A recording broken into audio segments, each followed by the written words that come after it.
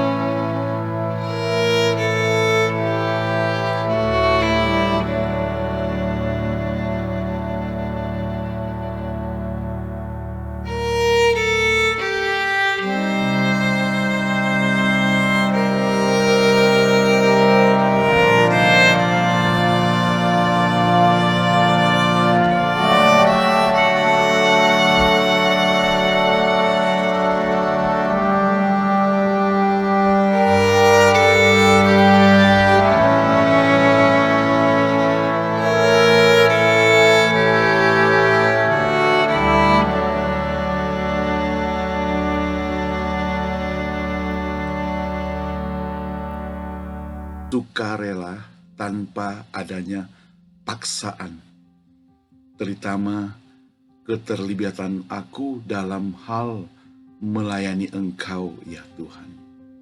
Aku tahu jika aku mengerjakan tugasku dengan terpaksa, maka aku akan merasakan itu seperti beban yang berat dan akan kehilangan berkat-berkatnya. Namun jika aku mengerjakan dengan sukarela, pasti aku dapat mengerjakan dengan penuh sukacita, dan berkat-berkatnya senantiasa melimpah dalam hidupku, walaupun mungkin bukan berbentuk materi, tetapi Tuhan akan memberi dalam bentuk apapun saja yang pasti bermanfaat bagi aku. Atas nama Tuhan Yesus, aku berdoa. Amin. Saudara, jika kasih dan kerelaan menjadi alasan dasar kita untuk bekerja, maka tugas yang bagaimanapun beratnya akan dikerjakan dengan penuh sukacita. Namun jika beban dan keterpaksaan yang menjadi alasan, saudara, maka tugas yang ringan pun akan menjadi berat. Seorang anak, kalau kita minta bantuan, kalau dia kerjakan dengan sukarela, maka kita merasa senang. Dia juga merasa senang. Tetapi kalau dia kerjakan dengan terpaksa, dia merasa tidak senang, kita lebih-lebih tidak merasa tidak senang. Saudara, di dalam ayat ini Petrus mengingatkan kita agar sebagai seorang gembala kawanan domba, jangan dengan paksa mengerjakan tugas gembalaan, namun harus dengan sukarela, supaya engkau dan saya mendapatkan sukacita, dan sukacita yang sesuai dengan apa, saudara? Kehendak Allah. Nah, apa yang dikerjakan oleh kita semata-mata suatu pengabdian diri bagi Allah. Bukan sesuatu yang katakan hak kita, tapi pengabdian diri. Kita tidak layak.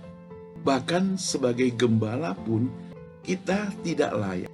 Jadi ini suatu pengabdian diri kepada Allah. Coba cermati bagaimana orang-orang yang mengerjakan tugas dengan sukarela dan terpaksa. Nah, saya akan kasih contoh ciri-ciri khasnya. Orang-orang yang kerjakan dengan sukarela, saudara, dia tidak pernah menghitung-hitung untung maupun ruginya. dia tidak memakai semua untuk menghitung-hitung, baik itu hitungan untung maupun hitungan rugi. Dia tidak lakukan demikian. Yang kedua, dia tidak kerjakan tugas tersebut dengan memamerkan diri. Tidak juga dengan mencari kuasa. Tidak, saudara. Apalagi satu hal yang tidak dilakukan adalah tidak memikirkan apa akibatnya. Walaupun resikonya berat, kadang-kadang dia tetap mau menempuh, saudara. Karena dia memang tidak hitung-hitungan. Sedangkan orang yang mengerjakan dengan terpaksa, ciri-cirinya beda lagi, saudara. Tentunya ada sedikit bertolak belakang. Pertama, dia hitung jasa.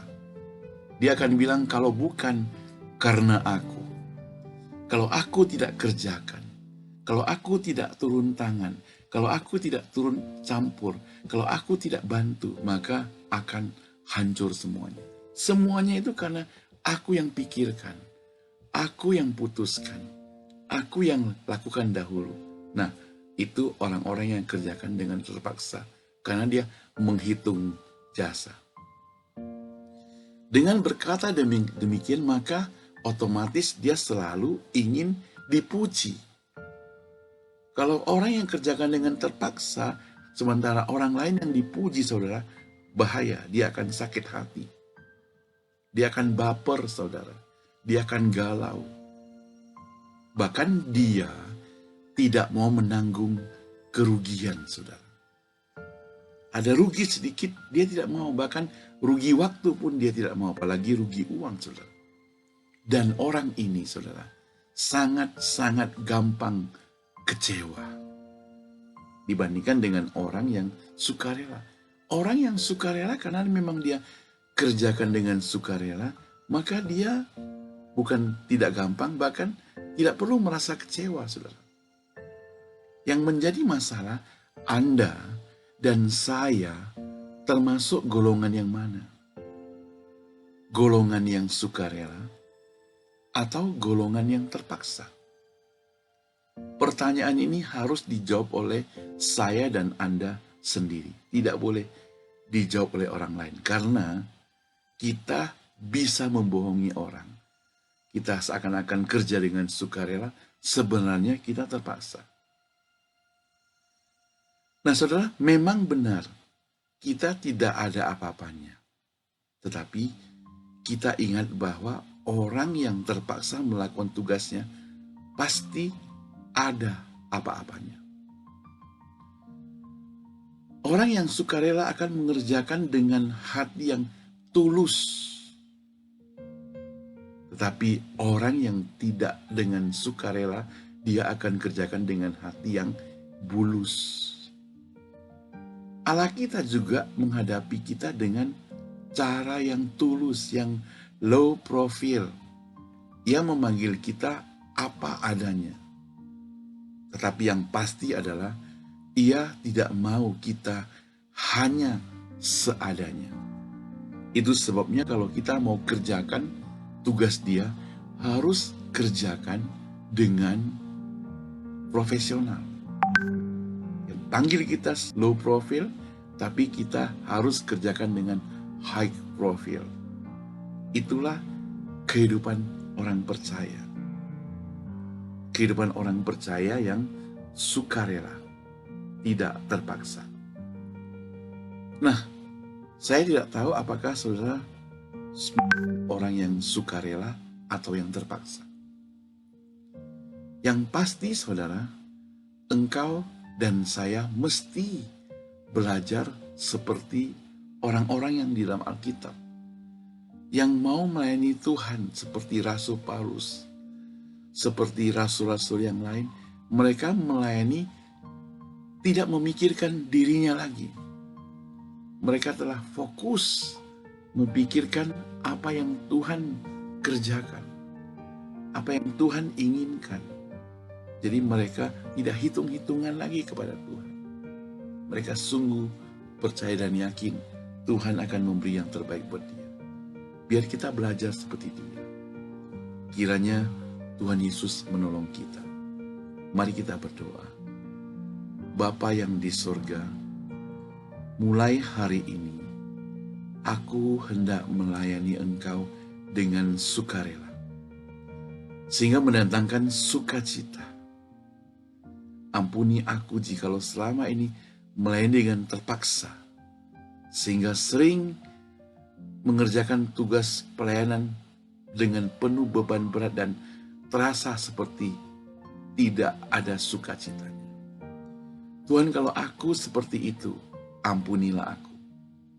Kalau aku kerjakan dengan terpaksa, pasti penuh dengan cemberut dan omelan. Aku tidak mau seperti itu, Tuhan. Aku mau kerjakan dengan penuh sukacita, penuh pujian, penuh tertawa, terbahak-bahak, dan senyuman senantiasa dibagikan. Atas nama Tuhan Yesus, aku berdoa. Amin. Saudara, demikianlah lentera kehidupan hari ini. Lentera itu seperti lampu. Lampu yang menerangi. Zaman dulu orang pakai lampu. Lalu mungkin agak maju pakai strongking, petromak. Agak maju lagi senter. Ya. Sekarang lampu sudah terang benderang ada di mana-mana. Tapi saya suka lentera. Lampu lentera itu membawa jalan kita. Jalan yang gelap kita bisa lewati. Dulu sebagai pramuka, kita mesti memiliki lampu lentera masing-masing. Jadi kita kemana-mana bawa lampu lentera ini. Pramuka kalau kita camping di Sibolangit misalnya, kalau mau menuju ke sungai malam hari, harus bawa lampu. Kalau tidak bisa kesasar atau terpeleset. Jadi lampu itu petunjuk jalan. Jadi kalau hari ini kita belajar firman Tuhan, khususnya bagi teman-teman yang ada di bagian yang sedang pagi hari. Kalau di pagi hari ini kita belajar firman Tuhan, biarlah firman Tuhan sebagai lentera mengantar kita dalam hidup kita hari ini. Kalau lenteranya dipasang setiap hari, maka lenteranya akan mengantar kehidupan kita setiap hari. Demikian juga kalau kita pada sore hari menjelang malam saat ini, biarlah lentera itu juga memimpin kehidupan kita, kehidupan kami semuanya. Saudara bisa sendiri membaca Alkitab di rumah. Saudara punya Alkitab, sekarang gampang, Alkitab ada di mana-mana. Selain Alkitab berbentuk buku, bisa Alkitab digital di dalam handphone kita, sudah ada Alkitab. Saudara bisa mengerti firman Tuhan, kalau saudara baca ayat kurang jelas, saudara search di Google, kira-kira apa artinya. Saudara bisa mengerti dengan jelas. Bayangkan, kalau setiap orang percaya mau belajar Alkitab sampai sedemikian detail, dan dia mengerti, memahami akan kasih Tuhan, maka apapun yang dia kerjakan untuk Tuhan itu selalu penuh kasih dan selalu dengan sukarela. Kalau dia tidak mengerti kasih Tuhan, maka jangan kita merasa heran kalau orang itu kerjakan tugas dengan tidak sukarela, karena dia belum merasakan kasih daripada Tuhan. Kalau kita sudah merasakan kasih daripada Tuhan, kita akan kerjakan semua tugas-tugas kita itu, apapun saja. Kalau kita sebagai pegawai, kita kerjakan dengan sukarela. Karena memang Tuhan sedang menempatkan kita sebagai seorang pegawai, dan itu merupakan tugas tanggung jawab kita dengan sukarela. Kalau kita tidak mau, ya jangan terima pekerjaan itu. Jadi harus dikerjakan dengan sukarela, walaupun tidak gampang. Mungkin atasan senantiasa menekan kita, berdoalah pada Tuhan. Kalau Tuhan izinkan engkau di sana, itu berarti ada maksud Tuhan. Dan kalau sampai sudah tidak tahan, Tuhan akan tahu. Dia akan pindahkan kita ke tempat yang lebih baik. Dan saya yakin Tuhan selalu akan memberikan yang lebih baik. Amin, saudara. Puji Tuhan, Selamat beraktivitas, selamat pagi, selamat malam. Sampai ketemu. God bless you. Tuhan memberkati.